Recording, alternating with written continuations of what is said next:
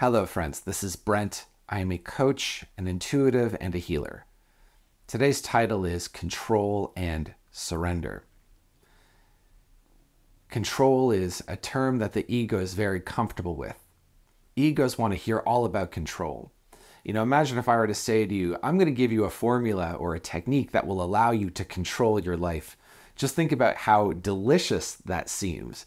On the level of the mind, of the fear, of the ego, it's like, yes, that's what I want. I want to know how to control my life, how to control my experience, how to control outcomes, and it wants to listen.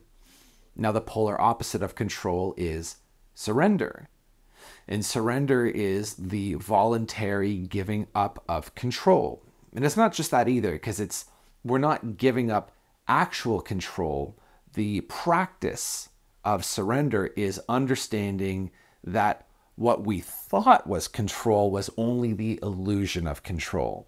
And so seeing that, we let go of it, because after all, it's just an illusion. There's no value behind it. Why would we want to keep it?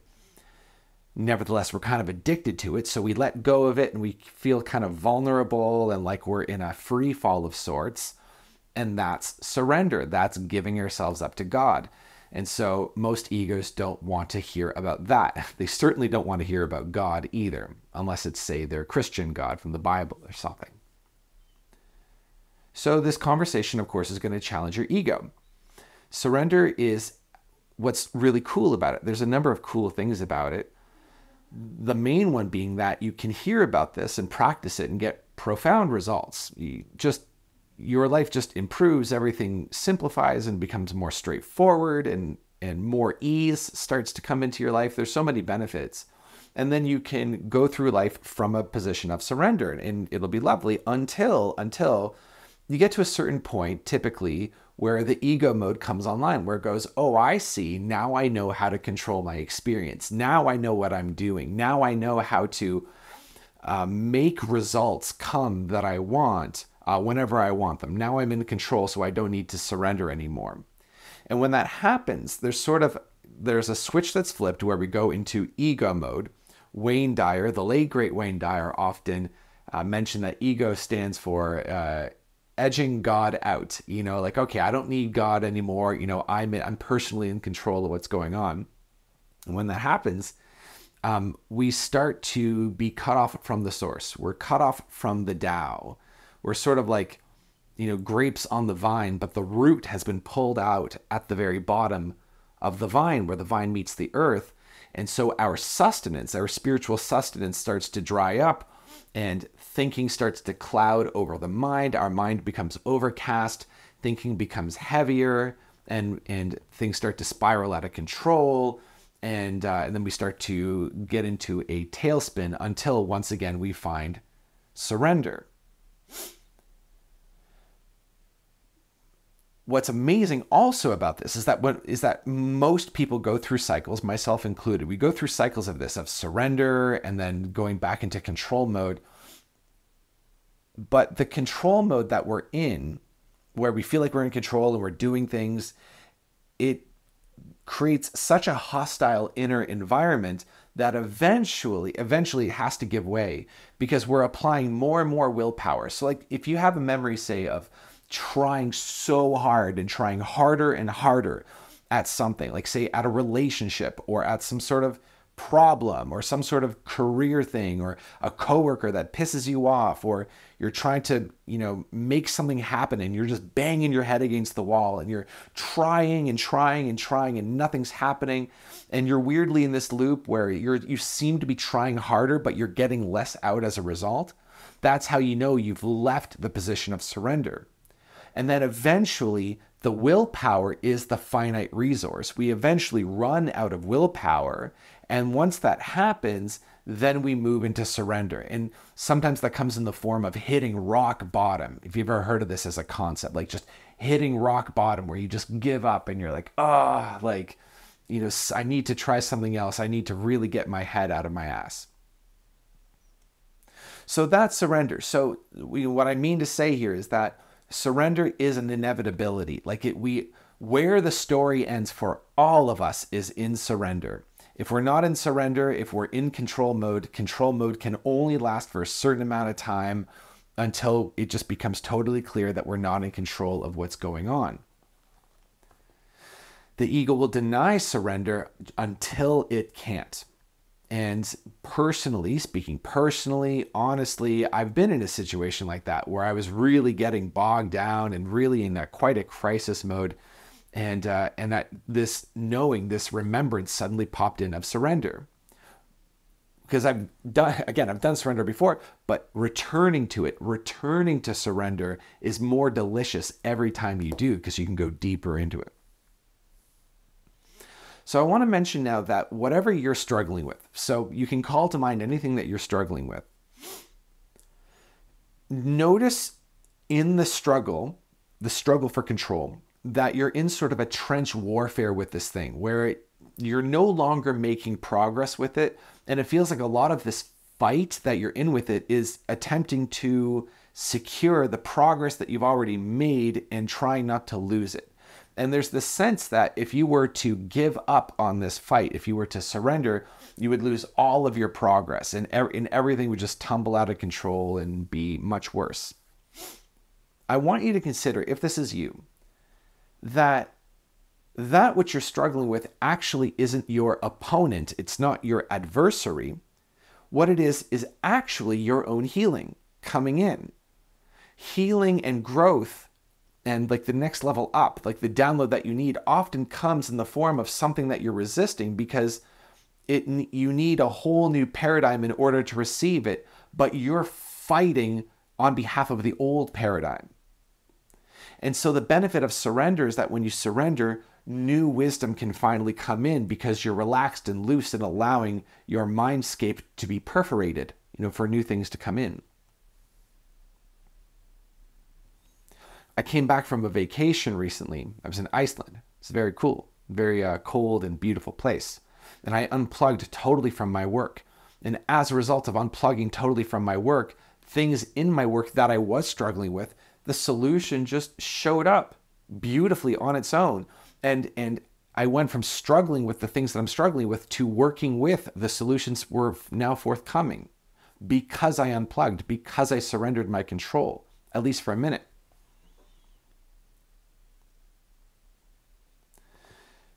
So we're about to move into the next clip. This is basically what I wanted to share with you before moving on, because I'm going to talk to you about one of the main ways that we attempt to control our lives. And one of the ways that we convince ourselves that we're in control. We convince ourselves that we're in control through understanding. We say to ourselves, if I can just figure out everything, then I'll be in control. And a lot of us move through this phase, and then on the other side of this phase is just releasing all attempts to understand and know and figure out and just merge with the mystery, just to be the mystery. So I'm going to tell you about that now. As I've been exploring different psychological growth models, personality development models, as a personality becomes a higher and more subtle and nuanced and more completed version of itself over time, what I notice is that there's often a very high stage that a person runs into where they're open to basically every form of perspective. So you can approach things from, really any point of view, like say a scientific one, a religious one, a cultural one, a social one. You can approach it from, all sorts of different studies, and you can also combine them together in different ways so that they can harmonize with each other. And this is really cool and exciting and allows for different solutions to problems. And what it also lends itself to, as said earlier, is it lends itself to big meta theories of the universe of everything. But what I've also observed in these growth models is that this is actually even a stage that you step beyond, where it just becomes clear at a certain point that knowledge is just knowledge and it's never the same as the actual universe. That knowledge and theories and systems will always only be just a product of the universe and can never encompass the universe itself. Like in that you can never it's something like you can never write a whole book on a single page. You can't find the whole book on one page, or you can't. It's like one thing cannot explain the totality of what it is. I hope that makes sense. It's like there's the explanation, the idea is always inside the thing that it is explaining. And furthermore, whatever you say, any utterance, any sentence, what I've come to really see is that no matter what you say, no matter what truth comes out of your mouth, despite how profound and truthful it is, that truth over time will wither and die on the vine, because there are always other ways of disproving it. Or in other words, you can say one thing and then also say the exact opposite. So I'll see if I can give an example. It's like, all right, what would an example be?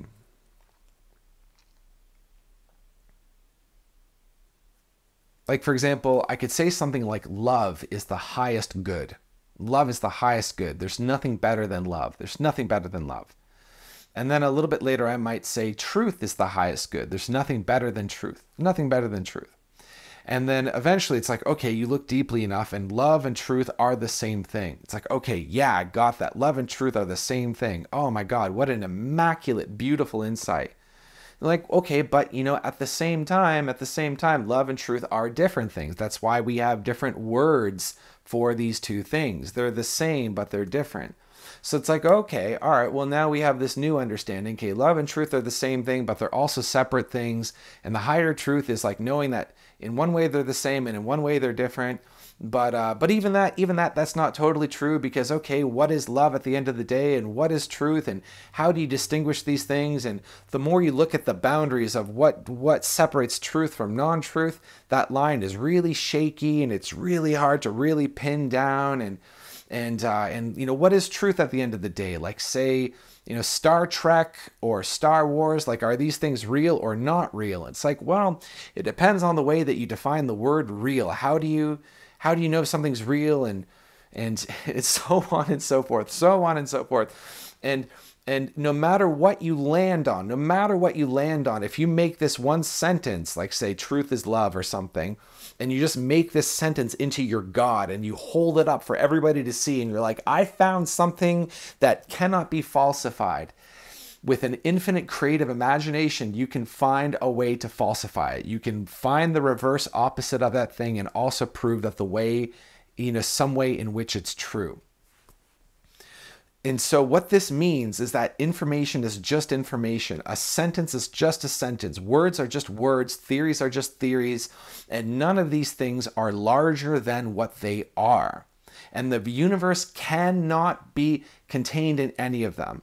An aspect of the universe shows up in all of these things, and all of these things are the universe. They're an aspect of the universe, and they contain, every fragment contains the whole in the fragment, so there's that. But there's no one thing that is the whole thing, that represents the whole thing, and never will be. And so therefore, any attempt to really totally apprehend and understand and lock down and figure out either the universe or you or your life or God or what the hell we're doing on this planet and what's going on here, it will never be totally locked down. You will just get questions, and your questions will eventually be answered. And then from those answers, more questions will be born. And then those further questions will be answered. And then there will be more questions. And then you have a mode of study that develops, and you can write a book on it. But it won't go anywhere, because it's just a treadmill. It's just information followed by more information followed by more information. And information has this really seductive pull. Information is so seductive because it promises understanding. It promises through this you will figure it out, that you will arrive full circle in a level of understanding such that your brain, your rational mind will go, ah, yes, it's finally done. And then from that moment onward, I can finally relax. I can finally live my life, and I can finally enjoy my life, because all this business of understanding everything is done. But it will never be. It will never be. So somewhere along the line in our growth, in our development as a personality, we see that this is totally, totally seen. And as I speak to you now, I mean, you might be thinking, oh, like, is that where Brent is right now? And here's where I am. And full disclosure, full honesty is I just go back and forth, because I will be introduced to a book, say, or a theory that is completely, it's so good looking, good sounding, good tasting. I'm not really a physics guy, but I wonder, ooh, maybe I should learn more physics, et cetera, et cetera. And so I'll dive into some theory of everything, and I'll go through a honeymoon with it where it's like, oh my God, this is so explanatory, it's amazing. But then it leads to more questions, and then I just get feeling kind of like lost, and I return back to the starting square, and I realize, oh, it happened again. I got bamboozled. So that's where I'm at with it. I fall in love with information and the promise of information, the promise behind this area of study, and then eventually I give up. Every once in a while I try combining all of the different modes of study, and it's really hard, and I know it's a fruitless endeavor. So anyways, we step beyond information, and we step into the mystery. And so the invitation really in this video now is, are you interested in stepping into the mystery? Would you be willing to let's start with your life. Would you be willing to let your life be mysterious? Your life is a mystery. Your purpose here is a mystery. What the hell are you doing on this planet? It's a mystery. What are you at the very core? What are you? It's a total mystery. You may think you know what you are. You don't know what you are. Not really. Like if you feel like you've locked down a piece of information about yourself, like, you may know your tendencies and your preferences and your personality and your history, and you know all this information about yourself, but you are more like a fountainhead from which all of this information and detail come. And so you can memorize and collect all of the information and details, but the fountain itself from which all of this comes is a total mystery. It's a total mystery. So if you feel like in your life you are lost in struggle, you're struggling with life, you're struggling with yourself, you're struggling with your habits, struggling with your behavior, struggling with your career, struggling knowing what to do, and if that's you, then you may notice that you're in sort of a lockdown, as I was describing earlier. You're in this sort of trench warfare. Here's where the thing comes in. Here's where the title comes in. Give it up. Give it up. Would you be willing now to give it up to God? What is God? Total mystery. Just give it all up. What are you struggling with? Just imagine surrendering the entire thing right now. Surrender. Give it all up. Give it back.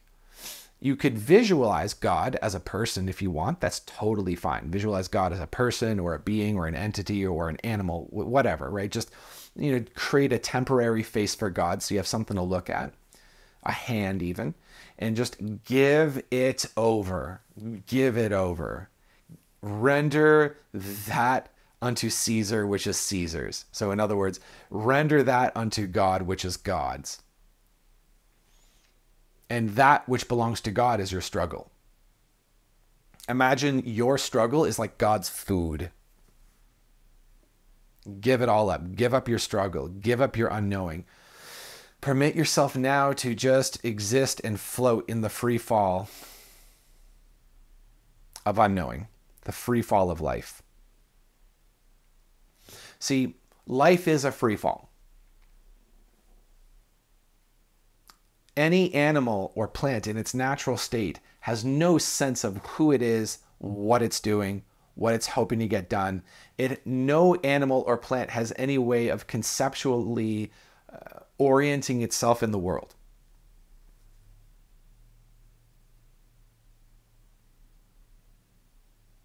It just moves spontaneously from moment to moment. It's not concerned whatsoever about running out of food. It feels hunger, and when it feels hunger, it goes to get food, but it's not worried about food or sustenance or reproduction. And it's possible for you to exist this way too.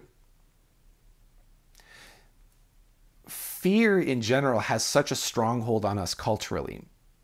It has such a stronghold on us that we feel like fear, like we owe our survival to fear. Like, I have what I have because I'm afraid of not having anything. You know, I'm full because I'm afraid of being hungry. This is what fear says, and this is how we convince ourselves that being afraid is useful.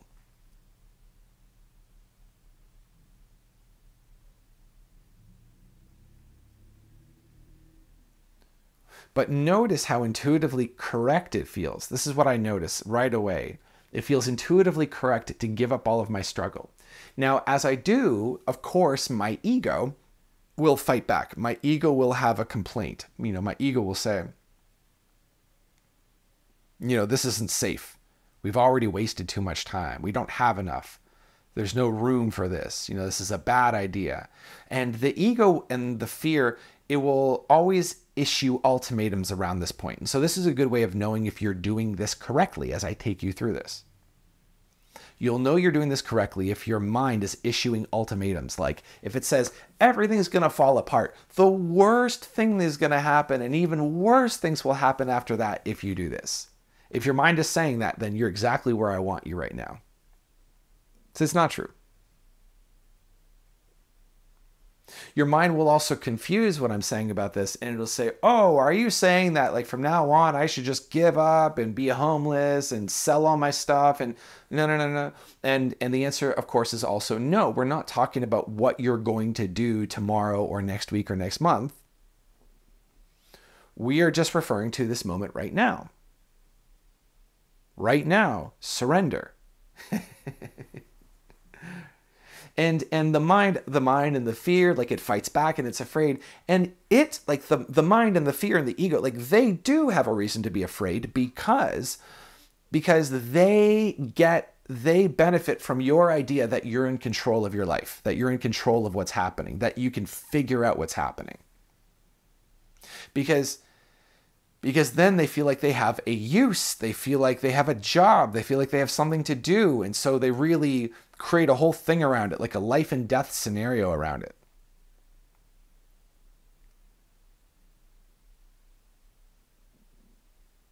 So they'll say a lot of scary things around now. They'll issue ultimatums.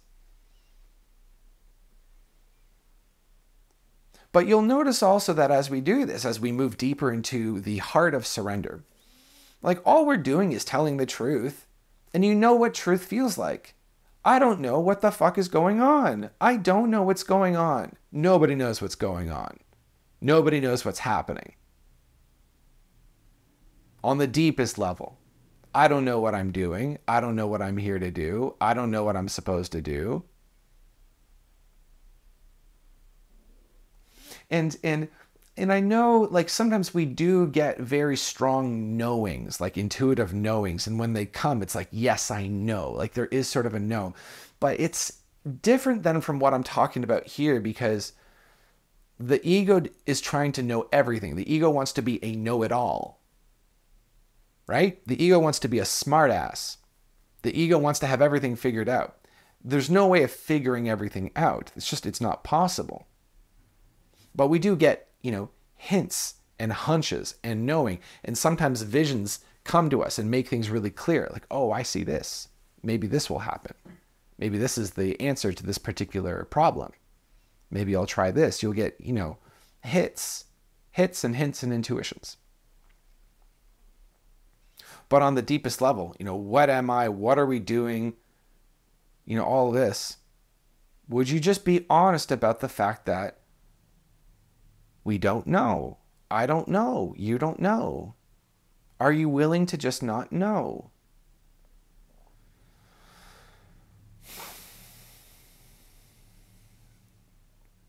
So do you get that free fall sense that I'm talking about? Ego is looking for something to grip. Maybe it's this, maybe it's that. Maybe if I read this book, maybe if I understand that, maybe if I meditate for 10 years, then I'll get it, then I'll know, then I'll be in control. Just give it all up to God. Give the struggle, the need to understand, the need to know, the need to figure out, the need to solve, give it all up to God. What if this? What if that? What if this? What if that? Give all of that up to God. Well, what do I do? What do I do? What do I do? Give it all up to God.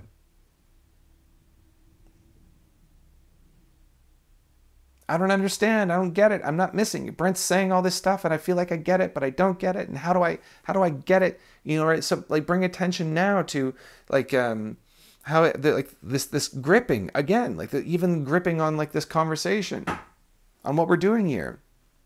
I was reading once about the brain, the Master and His Emissary by Ian McGilchrist, and he was talking about how the left hemisphere controls the function of hand gripping, but also lights up with conceptual gripping. How interesting! It's the same circuit. It was so cool to hear. It's like the left hemisphere is, you know, like you'll notice yourself using hand metaphors for concepts. Like, you know, I'm trying to put my finger on it. I'm trying to grasp it.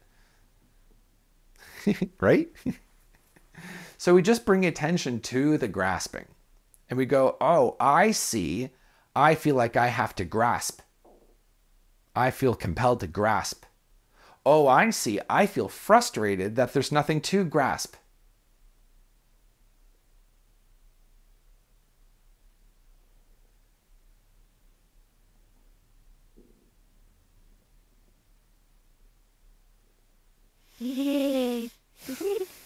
It's funny because this is how healing takes place.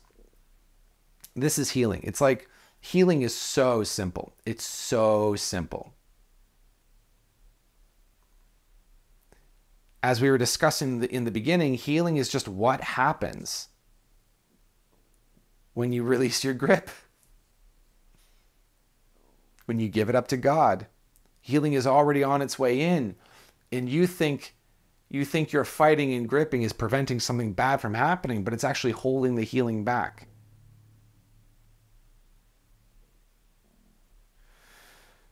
Your body understands homeostasis, so does your mind, so does your emotion, so does your soul, so does your auric field.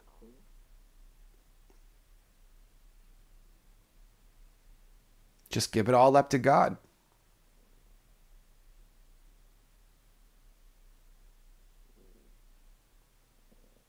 You'll also know that you're doing it right when you feel a degree of stillness, silence. If you feel like silent in your world right now, that's a very good sign that healing is taking place.